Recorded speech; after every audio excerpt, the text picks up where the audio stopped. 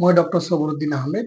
মই এজন গেষ্ট্ৰন্ট্ৰলজিষ্ট আৰু মই গেষ্ট্ৰ চিটি গুৱাহাটী হাতীগাঁৱৰ মুখ্য চিকিৎসক। আজি মই আপোনালোকক স্বাস্থ্যৰ এটা গুৰুত্বপূৰ্ণ বিষয়ত অলপ আলোচনা কৰিম। সেইটো হ'ল মানুহৰ লিভাৰ চিৰ'চিছ। চিৰ'চিছনো কি? কি কাৰণে লিভাৰৰ চিৰ'চিছ হয়? ইয়াৰ লক্ষণসমূহ কি কি? আৰু ইয়াৰ কি উপশম আছে সেই বিষয়ে আমি আজি আলোচনা কৰিম। লিভাৰ চিৰ'চিছ হ'ল এটা কণ্ডিশ্যন, লিভাৰৰ এটা দীৰ্ঘদিনীয়া এটা সমস্যা, য'ত মানুহৰ যিটো নৰ্মেল লিভাৰ টিস্যু বা যকৃতৰ যিবিলাক নৰ্মেল টিস্যু সেইবিলাক স্কাৰ টিস্যুৱে ৰিপ্লেচ কৰি দিয়ে। অৰ্থাৎ ছাপ'জ মানুহৰ কোনোবা এটা অংশত যদি কিবা কাৰণে এটা ঘাঁ হয়, সেই ঘাঁটো শুকাই যোৱাৰ পিছত যিটো স্কাৰ ফৰ্ম হয়, তেনেকুৱা ধৰণৰ এটা কণ্ডিশ্যন লিভাৰতো হয়। কোনোবা কাৰণে যদি লিভাৰটোত কিবা কাৰণে ডেমেজ হয়, কিবা হয়তো ইনফেকশ্যনৰ কাৰণে হওক বা বিভিন্ন কাৰণত যদি কিবা লিভাৰটো ডেমেজ হয়, সেই লিভাৰটো ডেমেজ টিস্যুটো যেতিয়া ৰিপেয়াৰ হোৱা আৰম্ভ কৰে, তেতিয়া লিভাৰত কিছুমান স্কাৰ ফৰ্ম হয় আৰু গোটেই লিভাৰটো যেতিয়া স্কাৰেৰে পৰিৱৰ্তন হৈ যায়, এই কণ্ডিশ্যনটোক আমি লিভাৰ চিৰ'চিছ বুলি কওঁ। যাৰ কাৰণে গোটেই লিভাৰটো ষ্টিফ হৈ যায়, এই কণ্ডিশ্যনটোক আমি লিভাৰ চিৰ'চিছ বুলি কওঁ।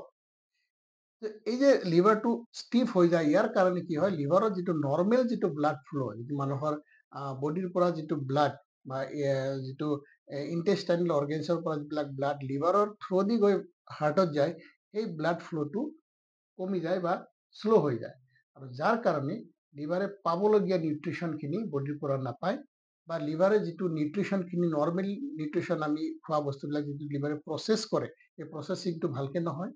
আৰু লিভাৰে কিছুমান টক্সিনছবিলাক বডিৰ পৰা যিটো নোহোৱা কৰে, ডিটক্সিফিকেশ্যন কৰে, সেই প্ৰক্ৰিয়াটো সুচাৰুৰূপে পালন নহয়। আৰু তাৰোপৰি লিভাৰে যিটো কিছুমান প্ৰয়োজনীয় বস্তু যিটো আমাৰ বডিৰ কাৰণে দৰকাৰ, সেইবিলাক বস্তু লিভাৰে প্ৰডিউচ কৰে বা বনায়, সেইবিলাক হ'ল যেনে কিছুমান হৰমনছ হয় বা প্ৰটিনছ, এলবুমিন, এইবিলাক বস্তু যিবিলাক লিভাৰে নৰ্মেলি প্ৰডিউচ কৰে, সেইবিলাক প্ৰডিউচ হওঁতে হেম্পাৰ হয় বা এইবিলাক ভালকে লিভাৰে প্ৰডিউচ কৰিব নোৱাৰে। আৰু যাৰ ফলত বিভিন্ন ধৰণৰ আমাৰ স্বাস্থ্যৰ জনিত চিমটমছ বা লক্ষণসমূহ আমি দেখা পাওঁ। এতিয়া আমি হয় লিভাৰ চিৰ'চিছটো কি কাৰণত হয়? What are the causes of this liver cirrhosis? বিভিন্ন ধৰণৰ কাৰণ আছে লিভাৰ চিৰ'চিছৰ। তাৰে ভিতৰত ক্ৰনিক এলকহল ইউজ, মানে দীৰ্ঘদিনভাৱে যদি কোনোবাই মদ্যপান কৰে, বা কিছুমান viral infection, particularly hepatitis B বা হেপাটাইটিছ চি ইনফেকশ্যনৰ কাৰণে লিভাৰ চিৰ'চিছ হ'ব পাৰে। আৰু তাৰোপৰি আৰু মষ্ট কমনলি আজিকালি যিটো দেখা যায়, সেইটো হ'ল নন এলকহলিক ফেটি লিভাৰ ডিজিজৰ পৰা চিৰ'চিছ হয়, যিটো নন এলকহলিক ষ্টিয়েট'হেপাটাইটিছ বুলি আমি কওঁ। এইটো এনে এটা কণ্ডিশ্যন য'ত মানে মানুহৰ লিভাৰটোত অত্যাধিক পৰিমাণে চৰ্বি জমা হয়, আৰু সেই চৰ্বি জমা হয় আমি ষ্টিয়েট'হেপাটাইটিছ বুলি কওঁ।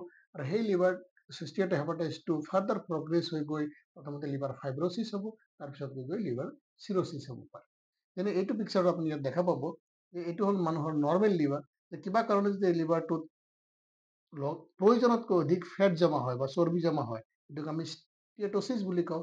পিছলৈ গৈ এইটো ষ্টিয়েট'হেপাটাইটিছ হ'ব আৰু ফাইব্ৰ'চিছ হ'ব, আৰু আল্টিমেটলি গৈ লিভাৰ চিৰ'চিছ হ'ব পাৰে, আৰু শেষত গৈ লিভাৰ কেঞ্চাৰ হ'ব পাৰে। এই যে নন এলকহলিক ফেটি লিভাৰ ডিজিজৰ মূল কাৰণ হ'ল মানুহৰ যে মেটাবলিক চিণ্ড্ৰম।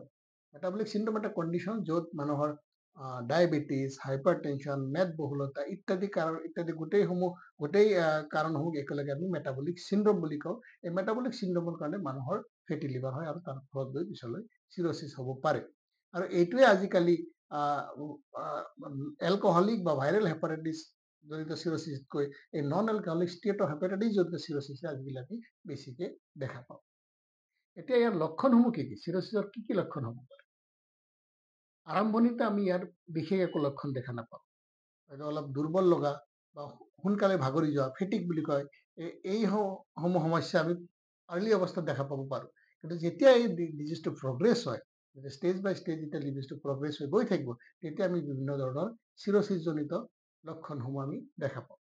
যেনে জণ্ডিছ বা পেট ফুলি যোৱা, পেটত পানী জমা হোৱা, হাত ভৰি ফুলি যোৱা, হাত ভৰিত পানী জমা হোৱা, কেতিয়াবা ব্লিডিং হোৱা বা কোৱাগুলোপেথি হোৱা, বা অলপতে ক'ৰবাত জোৰকে অলপ খোচা লাগিলে অত্যাধিক ধৰণে ব্লিডিং হোৱা, ইত্যাদি ধৰণৰ সমস্যাসমূহ আমি চিৰ'চিছত দেখাব পাৰোঁ। আৰু ভেৰি এডভান্স ষ্টেজত গৈ মানুহজনৰ ব্ৰেইনৰো সমস্যা হ'ব পাৰে, যিটো আমি এনচেফেলোপেথী বুলি কওঁ, হেপাটিক এনচেফেলোপেথী বুলি কওঁ, য'ত মানুহৰ যিটো নৰ্মেল চেন্সটো নাথাকে বা মানুহটো বেহুচ হ'ব পাৰে, এনেকুৱা ধৰণৰ সমস্যাসমূহ আমি লিভাৰ চিৰচিছত দেখা পাওঁ আৰু শেষলৈ গৈ লিভাৰ চিৰচিছটোকে লিভাৰ কেঞ্চাৰতো ট্ৰেন্সফৰ্ম হ'ব পাৰে।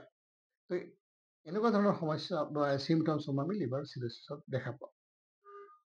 তো ডায়েগনচিছ কেনেকৈ কৰা হয়? বেচিকেলি ইয়াৰ ডায়েগনচিছ হ'ল যে আৰ্লি অৱস্থাত ডায়েগনচিছ কৰিবলৈ হ'লে যিহেতু মানুহৰ কোনো চিমটমছ নাথাকে, সেইটো সময়ত মানুহ কোনোবা কাৰণে যদি পেচেণ্ট এটা কিবা কাৰণত পেচেণ্টক ডক্টৰক দেখাব গৈছে, আল্ট্ৰাচাউণ্ড এটা কৰিলে হয়তো আমি ফেটি লিভাৰ বা লিভাৰ চিৰচিছৰ সমস্যাটো ধৰা পেলাব পাৰোঁ। আৰু তাৰোপৰি বিভিন্ন ধৰণৰ ব্লাড ইনভেষ্টিগেশ্যন বা লিভাৰৰ ফাইব্ৰ স্কেন আদি কৰিও লিভাৰ চিৰচিছটো আমি ডায়েগন'জ কৰিব পাৰোঁ। তো এতিয়া ইয়াৰ ট্ৰিটমেণ্ট কি? কি ধৰণৰ ট্ৰিটমেণ্ট আছে এই বিষয়ে আমি আজি আলোচনা কৰোঁ। ট্ৰিটমেণ্ট হ'ল যে মানে প্ৰিভেনশ্যনটোৱে মূল ট্ৰিটমেণ্ট। ক'বলৈ গ'লে prevention is the best treatment. So' liver cirrhosis হোৱাৰ আগতেই আমি প্ৰয়োজনীয় ষ্টেপ ল'ব লাগিব। কি কি কাৰণে লিভাৰ চিৰচিছবিলাক হয়, সেই কাৰণসমূহ আমি আঁতৰাব লাগিব। কোনোবাই যদি দীৰ্ঘদিন ধৰি মদ্যপান কৰি আছে, এইটো ষ্টপ কৰিব লাগিব। কিবা ভাইৰেল হেপাটাইটিছ হৈছে, পাৰ্টিকুলাৰলি যদি আৰ্লি অৱস্থাত আমি হেপাটাইটিছ বিৰ ভেকচিন ল'ব লাগিব, যাতে কোনো ভেকচিন নাই। এইটো বিভিন্ন ধৰণৰ কাৰণত হেপাটাইটিছ চি মানুহৰ গাত সোমাব পাৰে। নিডল ইউজ কৰা, মানে কোনোবাই ইনফেক্টেড নিডলবিলাক ইউজ কৰিলে বা ব্লাড ল'লে বা ড্ৰাগছ ইউজ কৰিলে, আজিকালি য়ং মানুহবিলাকে ড্ৰাগছবিলাক ইউজ কৰে, এনেকুৱা কাৰণত লিভাৰ হেপাটাইটিছ চি হ'ব পাৰে। তো এইবিলাকৰ পৰা ব্লাড ল'লে বা ড্ৰাগছ ইউজ কৰিলে, আজিকালি য়ং মানুহবিলাকে ড্ৰাগছবিলাক ইউজ কৰে, এনেকুৱা কাৰণত লিভাৰ হেপাটাইটিছ চি হ'ব পাৰে। তো এইবিলাকৰ পৰা আঁতৰি থাকিব লাগিব।